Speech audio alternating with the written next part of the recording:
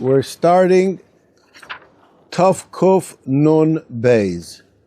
We're going to, I'd like to start off with a fascinating introduction to where we are right now. Tuf Kuf Nun Beis, Sif Aleph. Erev Tisha B'Av, on Erev Tisha B'Av, lo yochel adam b'Seudah Mafseket, she'ochel acher chatzos. A person shouldn't eat in the Seudah Mafseket which he eats after chatzos, basar v'lo yishte yayin, v'lo yochel shtei tavshilin. Okay? You shouldn't eat specific foods, and this is Medina the Gemara, that on the Seudah Mafseket we have to have a lower meal than we normally would, and you can't have basar, and you shouldn't drink wine, and you shouldn't have two tavshilim. What are two tavshilim called? I'm not going to get involved in that right now. I'm going to skip right now to Sif Vav. Misha Efshaloi, I'm not sure I translate that exactly. Lo yochol basura mafsekes elapas chareva bamelech v'kiton mayim. A person who is an Efshaloi. Anybody want to translate those words? I'm not sure I know exactly how to translate them, but it's in your ability. You should just have. I'm just telling. I'm reading right now, right? Anybody want to translate the words? Okay. Who is an Efshaloi? Lo yochel basura mafsekes elapas chareva bamelech v'kiton mayim. V'yesh machmir metabel achar achilas pas be'efer v'ochel. You should dip the bread in efer and you should eat it. Al shem vayagres bechatzotz, a pasuk in Eicha, that they put stones into the flour, and the bread that they ate had stones in it, and when they ate it, it broke their teeth. In order to remind us of that, we should do the same thing. So we already had two things. First, halacha and Shulchan Aruch that says an iser of basar v'yayin. Then we have Efshaloi, a person who's an Efshaloi, he should just have pas chareva v'kiton shel mayim. And now I'm going to read a tour, Darkei Moshe, fascinating Darkei Moshe over here. That's a worthwhile piece of information.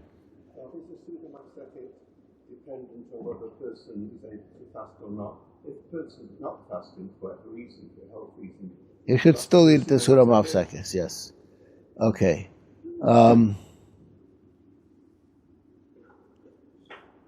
Okay, Umaril Kasav, B'erev Tisha B'Av, Oichlin Seudah Shayachal Alayla, Koydem Mincha, you eat a meal before Mincha, V'achar kach ochel beis HaKnesses, U'mispalin Mincha, V'choyzim Oichlin Seudah HaMafseket, which is what we do. If you could do that meal before chatzos, you should do it before chatzos. I guess you'd have to go to Joburg or someplace like that, where it's the winter time, to be able to do that. Or you shouldn't eat in that meal enough that you are satisfied. You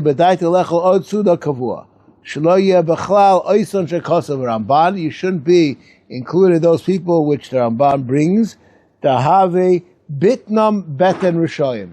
People who come into the fast well fed, they're called a Beten Rishoyim.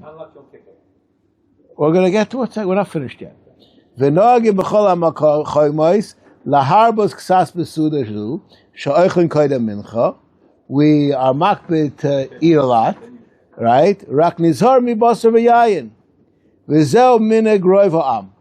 We just don't have basar v'yayin, but we eat, and we even eat well in that Seudah. Chutz me'amedaktikim shenizharim gam b'Seudah zu l'may b'achilosan. Except for those that are medaktik, and in the first meal they also curtail extra eating. V'nirali tama minig d'svirla egdolay mikra beten rishoyim.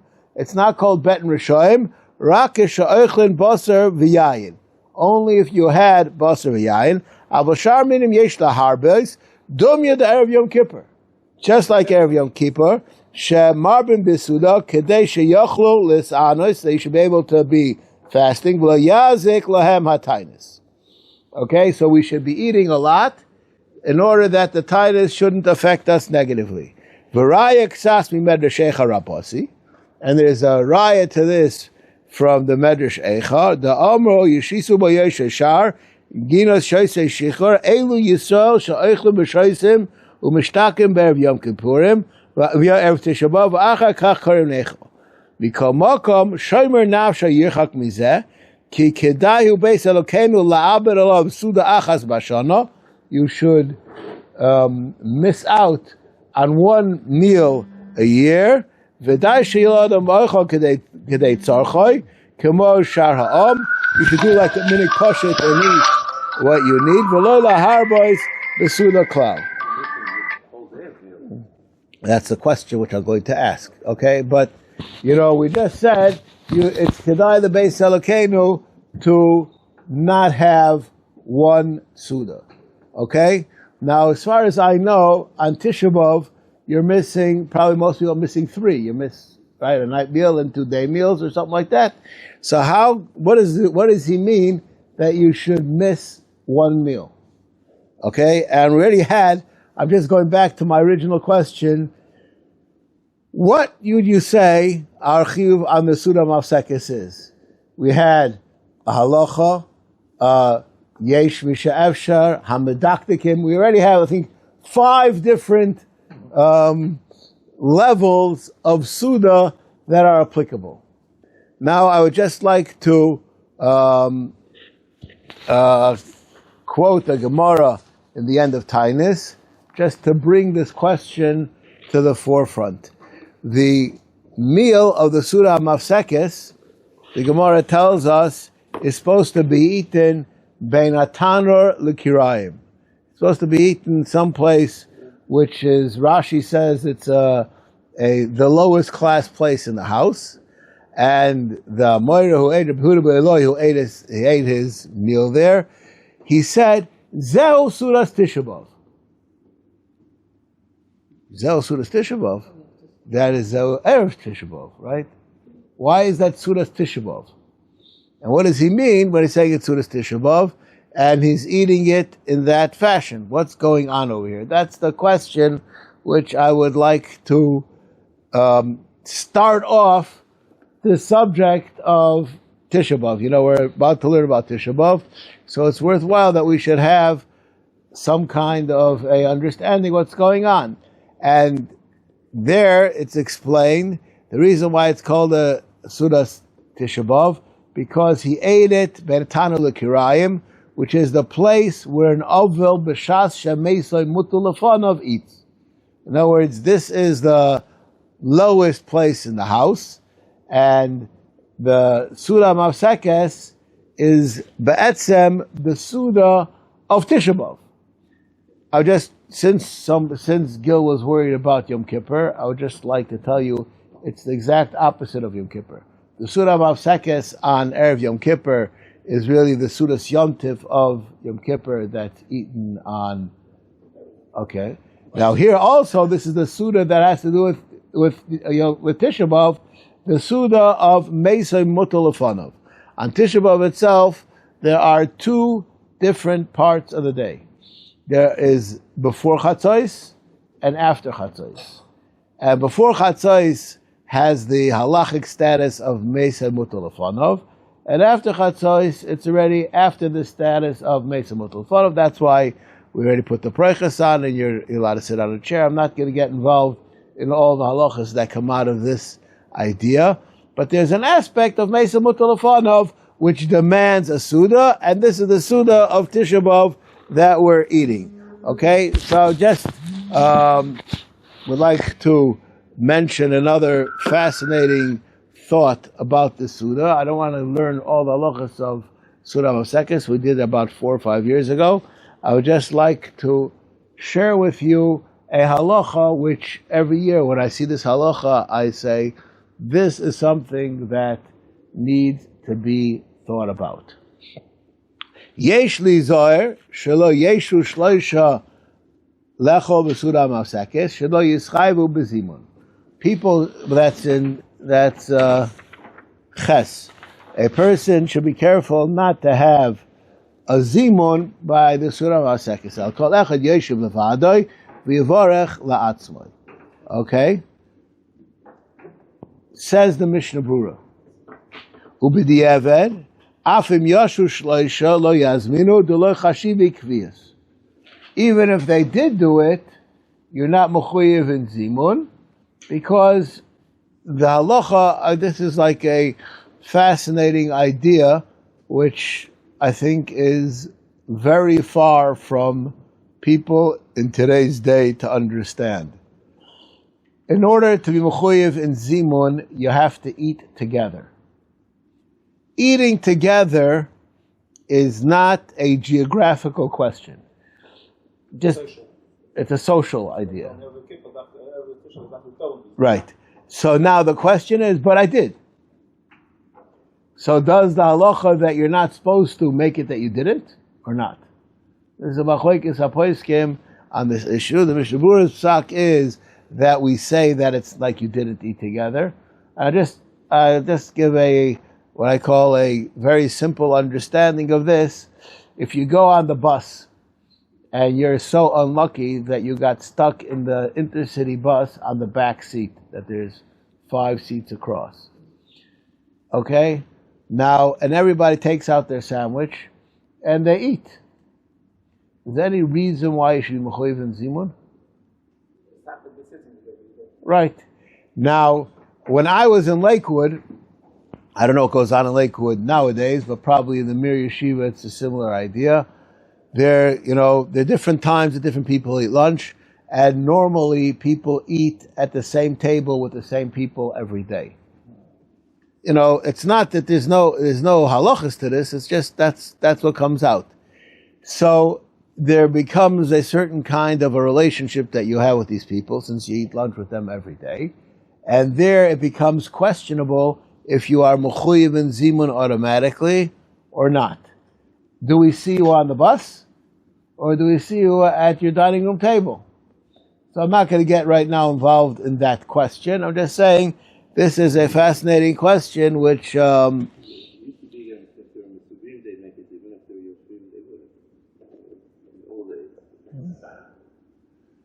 that's true, but that is only symptomatic of what was going on. Okay. We don't usually sit on the floor in the kitchen to eat. That's not a normal. No, but that's the question. That's even not. 3 people there. It's like Yoshua in those days, sitting on the floor in the kitchen. I don't. Those who say not like that, they say that Lamaisa you ate together and you're Mukhoyed in Zimun. That's a very big Mafseket Sachraynu on this issue. The Mishnah Berurah happens to paskin like those that say that it's not called a kviyas because the halacha usurps the kviyas from the kviyas. Okay, even though you sat together and you did everything together, it's still not a kviyas, and you don't make zimun. Okay. Now I'm going to skip to Kufnun Gimel, Taf Kufnun Gimel. The wedding question. People go to the wedding and say, I don't have mind to be together. They don't want to say. Okay, I will just tell you there are those that say that could work, but there's some technical things that have to be done in order to do that. I'll just tell you, a person who goes to a wedding, what is the person planning on doing? The person is planning to leave, what's going on? All these. All right, so then there becomes a question. Those people at that wedding, I get asked this question all the time, should we bench b'mizuman or not? So then that you're like Seiser yourself. No, you can't say that I'm by myself and then make a zimun, right? That's like a shtickle astira. No, every individual came to leave.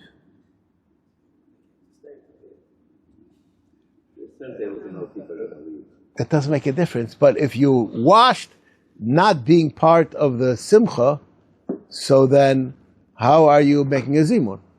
And then there's another question, if you do make a zimun, are you Mukhoyed in Sheva brachas? That's another question, or if you're not going to get involved in it. These are all questions which are... What, they're here. Okay, I'm just telling you, these are all things that are discussed. There's a lot of people who won't watch because of that. Okay. Okay. Next halacha, which I'm just doing.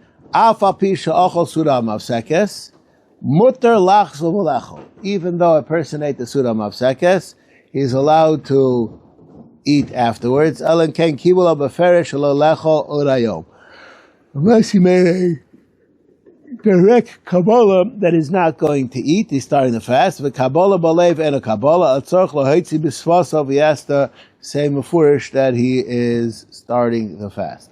Okay, another important halacha about the Seudah Mafseket: there is no reason to wear sneakers or take off your shoes by the Seudah Mafseket. Those are halachas that have to do with the fast. They don't have anything to do with the Seudah Mafseket. People think that there are certain the halachas of the day do not start. This is a halacha of a time when you're allowed to eat. This has nothing to do with the fast.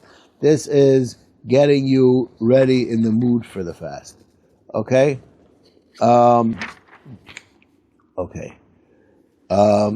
Just a few halachas over here which are important.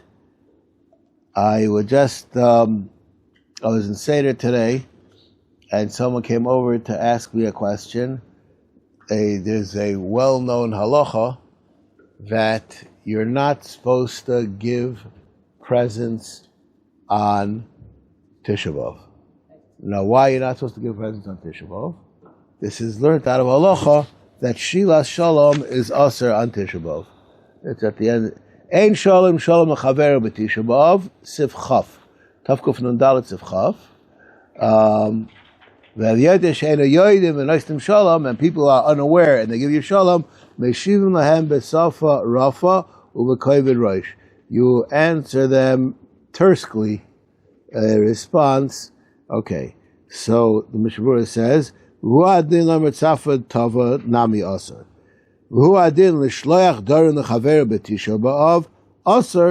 not allowed to send presents. Now, this, if I was writing the Mishnah Berurah, why would I write the halacha of sending presents over here? And I'll just answer that question. To me, that's not a question because I've learned Hilchos Avelis a few times, and the Isser of presents is an extension of the Isser of Shelas Shalom. And therefore, that's why it's here, is because this is exactly where it belongs. And the question is as follows. The minig hamoirim is people ask, are you allowed to say Mazel Tov to somebody on Tisha B'Av? And the answer is you're allowed to. So the question is, what's the difference between saying good morning and saying Mazel Tov? Okay? And I'm going to answer this question. This is a question I was asked today. And the person who asked me the question, I said, before I answer the question, I'm just going to tell you over a story. My mother's first cousin is a cousin to Rav Shlomo Zalman Auerbach. Okay? And he went to America for a family simcha. And when he came back, Rav Shlomo Zalman was sitting shiva on his wife. So he came into the shiva, and Rav Shlomo Zalman jumps up from his seat on the floor and puts on a big smile and gives him a mazel tov. And all the people thought that, he lost it. Isn't it just the reverse? No. Okay, and Rav Shlomo Zalman said, I have my halachas, and he has to get what he deserves. He deserves a mazel tov, so I'm allowed to tell him mazel tov. The fact that I'm an oval, it doesn't preclude me from giving him what he deserves, his mazel tov. That's the story that happened. Then I went on to explain the following. When I tell you good morning, what am I doing? I'm making you feel good. I'm giving you something extra, which is undemanded, unsolicited. Maybe it's a proper thing to do, but there is right, you're making some kind of kesher. It's like saying, Shalom Aleichem. I'm not going to get involved in Tzafar the Mora Tov is included in Sheila Shalom or not. There's a big discussion about this. Take a look at the Shach in Hilchos Avelos, so I'm not going to get involved in this. But when a guy gets an aliyah and he says some kind of a mazel tov. Everybody gives him mazel tov. Why? I'm going to say what people say. Magia lo. Right? Yeah, but that's not why you magia lo. There's a certain amount that this is it's not a endearment that, there's he passed that stage. Magia lo mazal tov. So therefore, that's not the same thing as Sheila Shalom. You're not asking about him.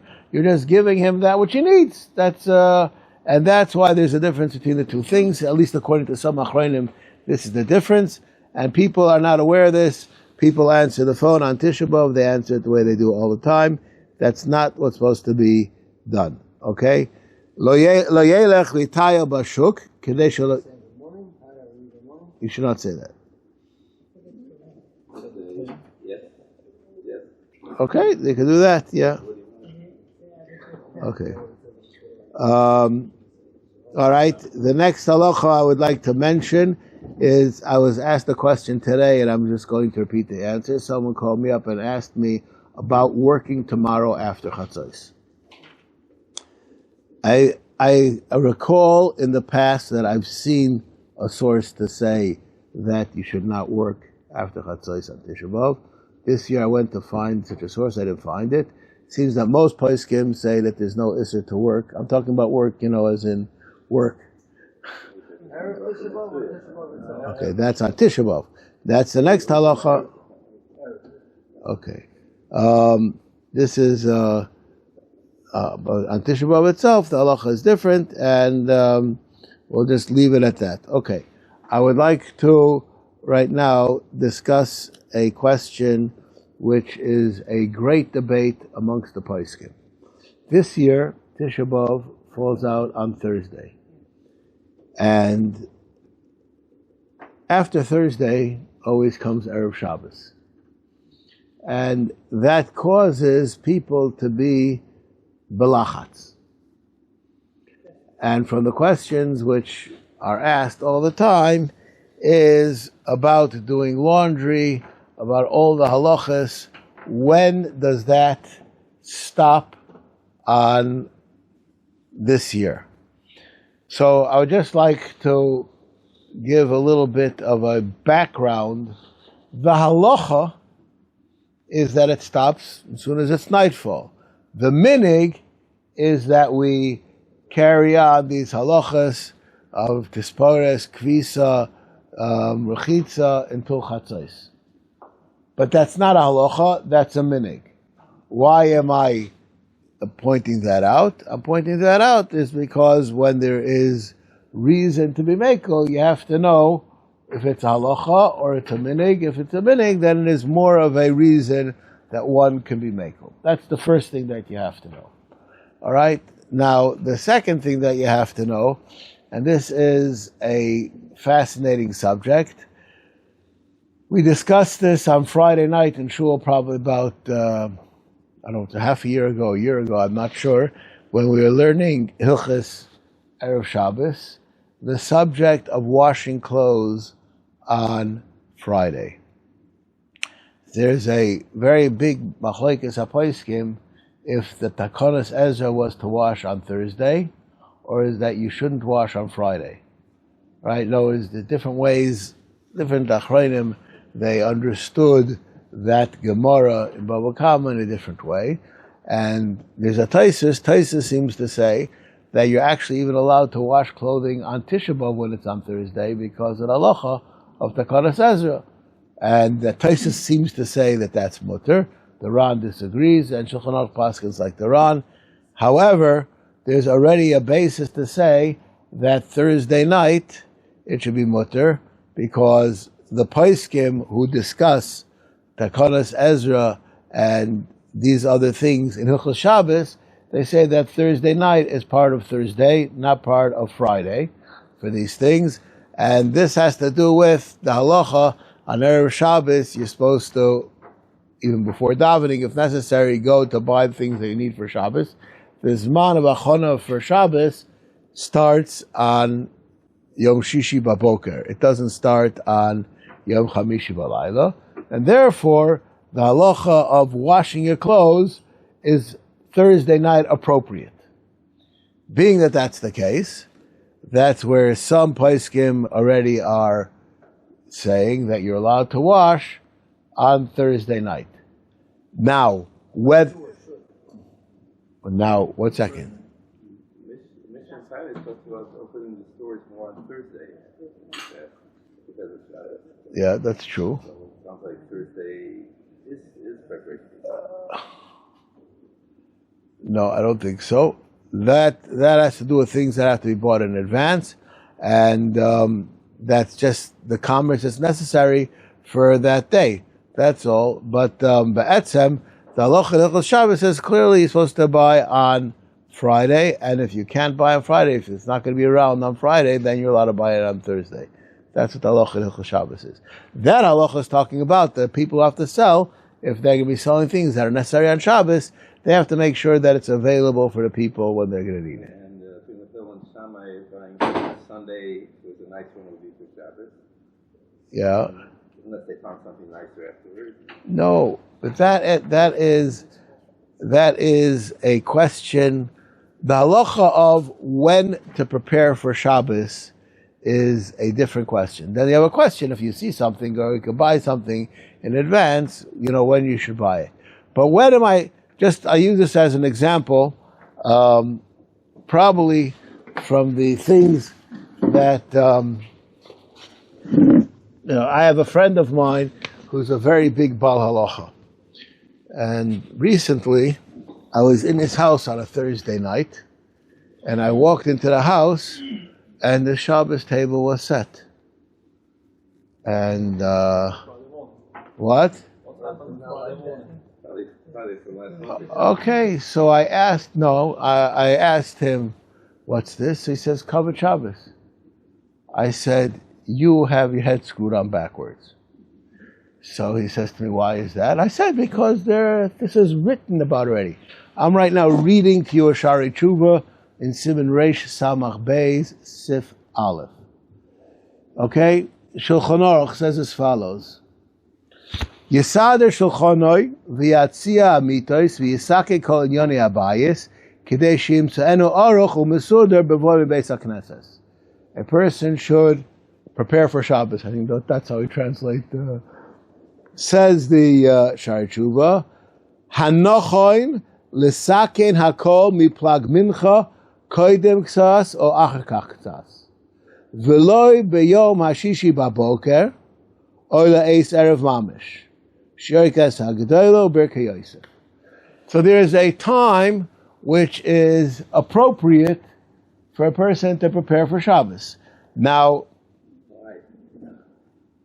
I'm going to answer that question too.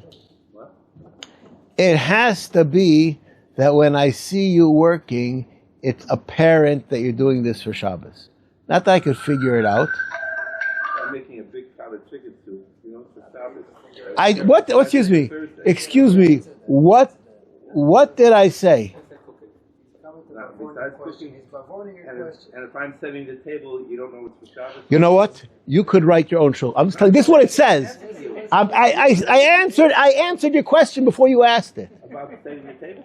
Yes. How do you, when I set a table, I set it for something in the offing. Thursday night, it's not in the offing. You're doing it on Thursday night, so you don't have to do it when you're pressured. That's why you're doing it on Thursday night. That's a bad answer? That's the wrong answer. I didn't say it's a bad answer. If you would understand that setting your table is covered Shabbos itself, you would think it otherwise. You see it as a chore that has to be done before Shabbos. No, I look at it very differently. I look at the fact that I would say I don't think it is what I tell you. Become so pressured in order to make sure you get things right. Okay, so it lessens the pressure. Okay, that's there. so do you know what the difference is? That you are trying to live your life according to halacha.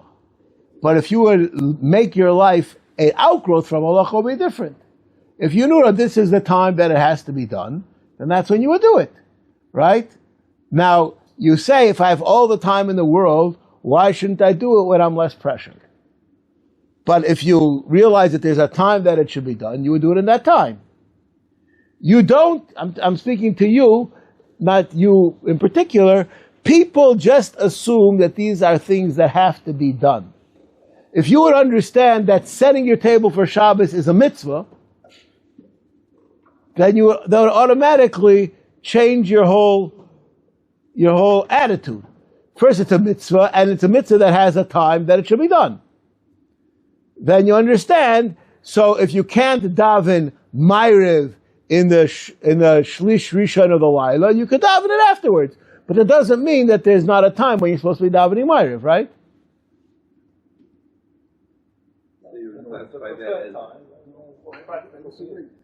Okay. Okay. If it's considered a mitzvah, so doing it on Thursday night, you're still doing the mitzvah.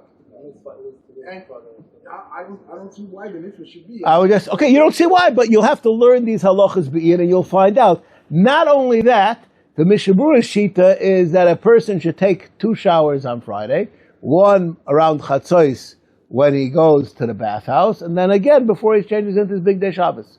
This is like, if you really want to do things technically right, there is a time where it has to be nicker what you're doing for what. And that is something which is time sensitive.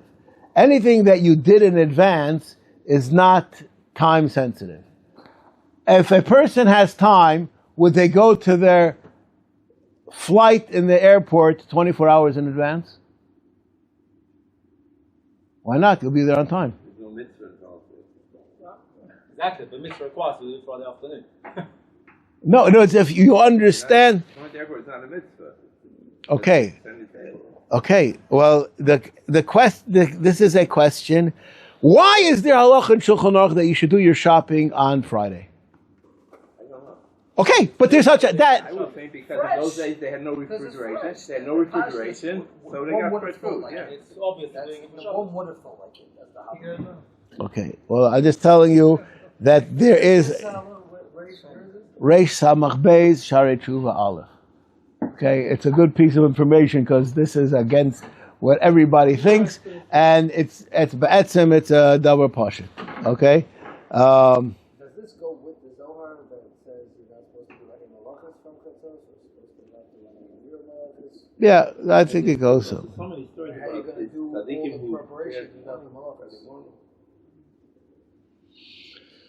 Okay. Anyways, I'm just telling you this is what it says. I'm not the inventor of these statements that I'm saying. I'm just the one who's telling you what it says. Okay. So this question, according to some, the reason that you should do your laundry on Thursday night is so that Friday should be panui for preparing for Shabbos. Now, because doing other things on Friday is inappropriate, right? And this is a nakuda which has to do with putting all your obligations into their boxes of what the Kadosh Baruch Hu really wants you to be doing at what time. These are not things that have to eventually be done. They're things that are time sensitive when they should be done also.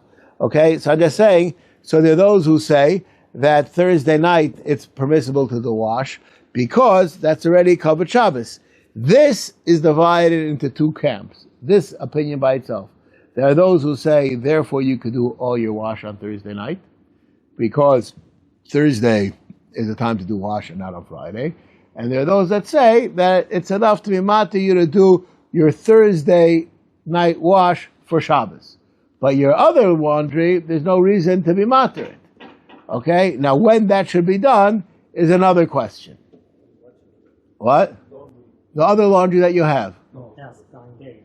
Right, you have, most people have... You're putting in the machine, that's as if you put 2 things or 20 things.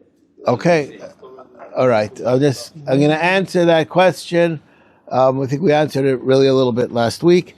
The answer to the question is that being involved in washing your clothing, it's a simcha kind of a thing, and it doesn't have to do with how much effort is involved. This we discussed already last week.